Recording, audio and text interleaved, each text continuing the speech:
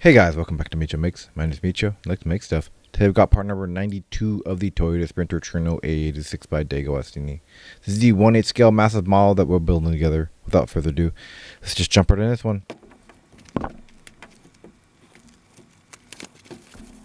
Alright, starting off, we've got our cover there. Back with the frames. We've got our piece. And look, check that out. Looks like we've got some license plates, and that sure looks like, ooh, at least the top part of a rear bumper. Maybe it looks like a rear bumper. Maybe it's the front bumper. I don't know. Yeah, there's that, and got a magazine. All right, let's check it out. Okay, as usual, I took a quick peek at this, and we have another owner's profile of Mr. Nakano here. You can take a look at his coupe there with the red, yellow headlights. Looks really cool, actually. Make sure that's in focus so everybody can see it. Take a look at the article. I love these kind of like My Hachiroku kind of stories and about these owner stories. It's really cool to see how these guys preserve, upgrade, really kind of cherish these cars.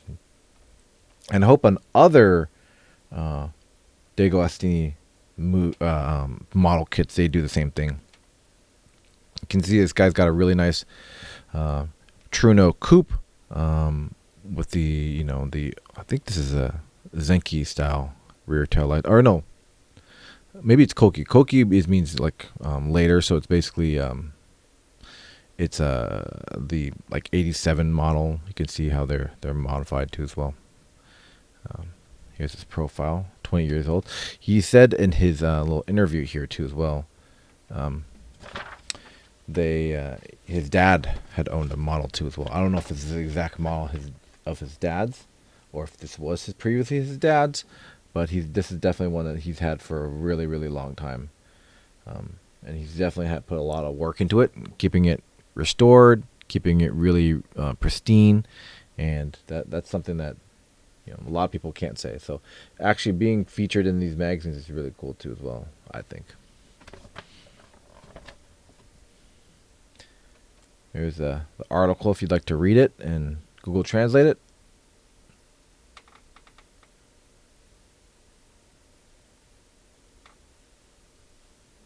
We've got the interior shot there of his car. Very clean.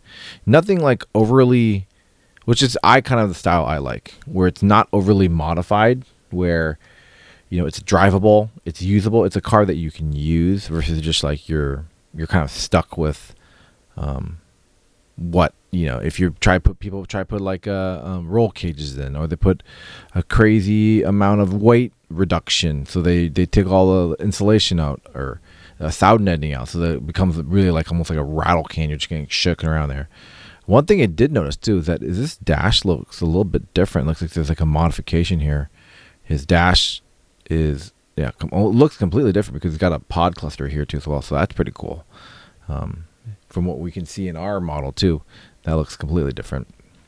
But really cool, really clean. You can tell with the interior, the carpet looks pristine.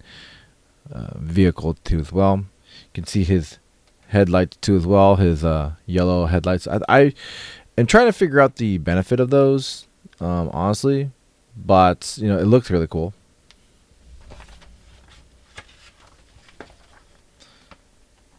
Check out his engine bay here. Take a look at the pictures first.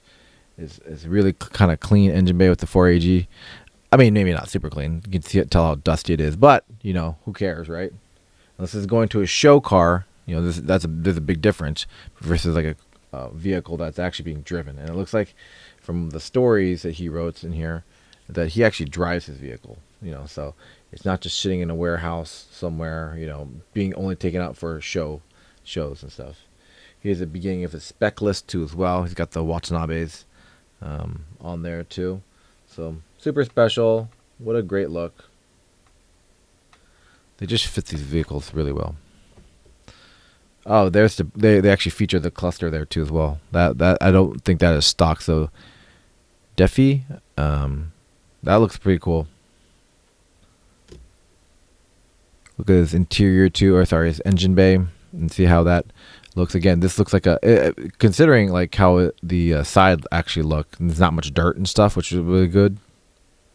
You can actually tell they actually drives this vehicle. Here's the article too, as well, if you want to read that, scan that. Sorry about that. I think it's just camera's struggling to focus. And then here is his parts list that we have for the remainder of our vehicle. I still really love these sections. I want more of these where you kind of feature owners and kind of their stories. I think these are really cool to see how people have either upgraded or restored or really taken care of these cars. So they're 40 years old now. All right, now we're right into the part here. So looks like we're going to be installing some, looks like the license plates on the frame here. And I was right, it is the rear bumper. So we're attaching a couple brackets here. You've got the side brackets here. We've got a couple points we're going to be attaching. More brackets, actually. There. Next page. We're taking, looks like the skin of the bumper, at least, attaching it there, and really just kind of getting that attached. Now that is not the full bumper. That looks like just the top part, right? So it's white, and then there's the black part obviously on the bottom. So it is not all of the bumper, but a good portion of it, and also the brackets too as well. So let's get the bag open, take a look at the parts.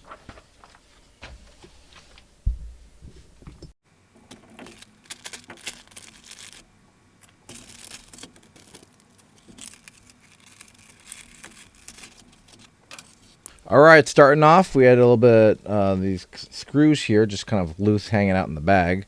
We've got the AP screws here. Let's see, make sure they're in focus for you to see. AP screws right there. Got the CM screws too as well. We've got our plate here. So we'll have a little chance to choose one of these stickers here. And we'll take a look at those stickers real quick. Got Sprinter 3-door in white. Sprinter 3-door in black. And then straight up just Sprinter. And honestly, kind of like the plain Sprinter one.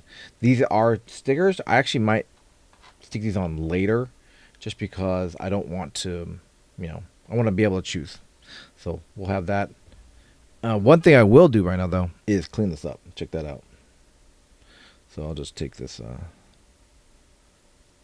blade here. That sprue line would irk me a lot. It's a little bit better.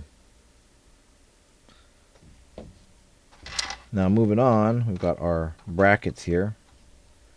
Now these actually are metal. We've got a few of these. Actually, are these all the same? They sure look like the same. Oh yeah. These look about all the same. So we've got 6 of them. In our sets. They're all metal. There is no right or left indicator on them, I don't see. But they're nice and hefty, nice and beefy. And then we've got our top part of our rear bumper, and this is plastic. Actually, let me zoom out so you can get these all in view. You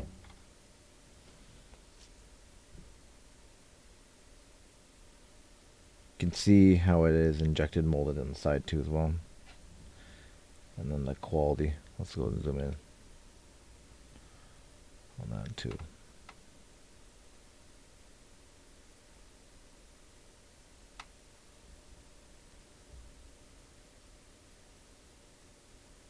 It looks really good. Really great mold. One thing I did notice is that there is a little rough spots here and there. I believe those will be covered by the, you can kind of see one right about here. I believe those will be covered up by the other portion of the bumper skin, which will go below. So you're not going to really see it, but I will clean this up just a little bit right there.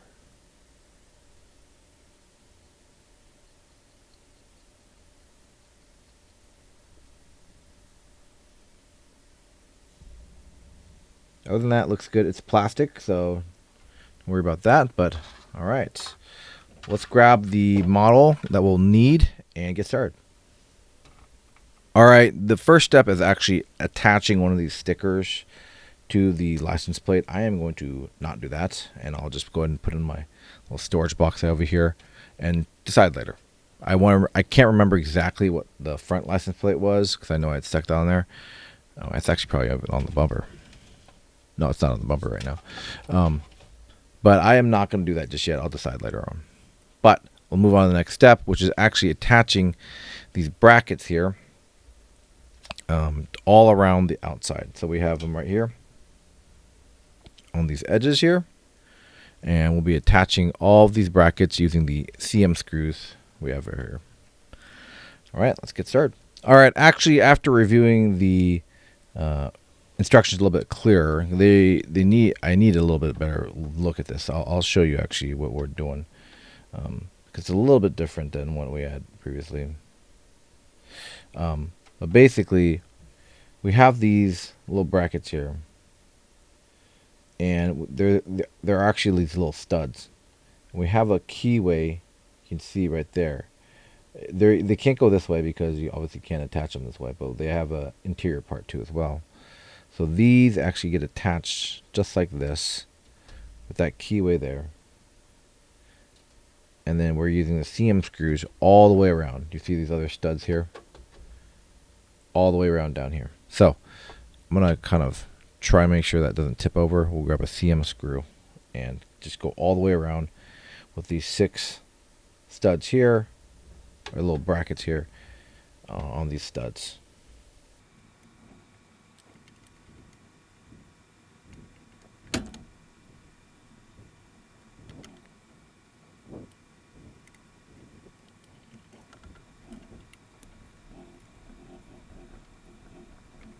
Okay, that's one installed. Let's go get the other 5 other ones installed.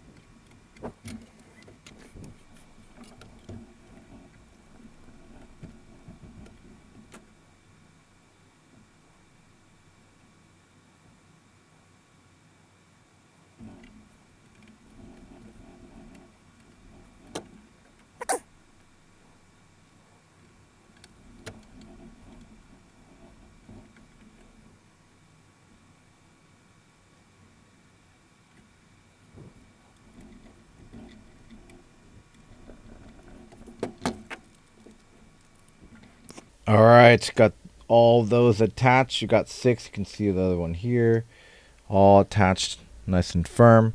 Actually, this one needs just a little bit more tightening on this side. Excellent. All right, once that's attached, we'll move on to the next step.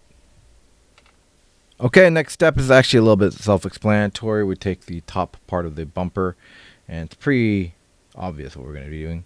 We've got these keyed bracket points here, and then we've got a keyed bracket on top of this bumper skin, and we're going to be just kind of laying these each in the respective holes like so. And then we're going to be flipping this over and screwing them in. So this is actually not the correct orientation that we're going to need it to be at, and it will fall over. So we'll just flip it over right here, and I'll try to get one in, maybe right in the middle, to kind of hold everything. I'm really, really glad about this neoprene desk mat that I have here.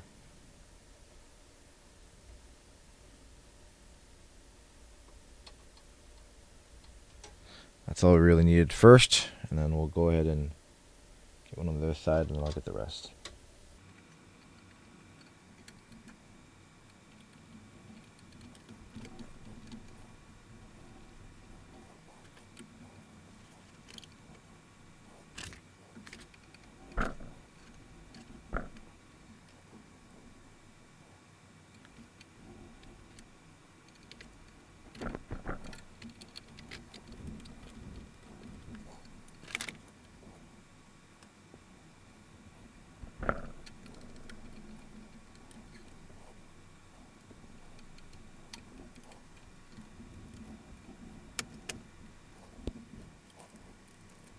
All right, with that last screw in on the bottom here, let's take a look at the rear bumper, or start of the rear bumper. Take a look at that. Looks pretty good so far. Awesome. And with that, we are done with part number 92 of the Toyota Sprinter Trueno AE86 by DeAgostini. Really do appreciate you guys sticking around. Little thought we would get a little bit more this time, but it's all good. We're doing what the instructions tell us to do, and this is what they had. No problem. So, got the little brackets in. We got the top of the rear bumper on too as well. Yeah, so that is part number 92. Let's take a look and see what is in part number 93. Okay, so it looks like we are getting part of the rear fender in. There, so I'm pretty sure that looks like the gas, so it might be on this side. Anyway, look forward to that. Really do appreciate you guys sticking around. If you haven't liked, please like the video. It'd be awesome. Subscribe if you haven't yet too as well. Really do appreciate you guys sticking around. Thanks very much. We'll see you in part number 93. Bye for now.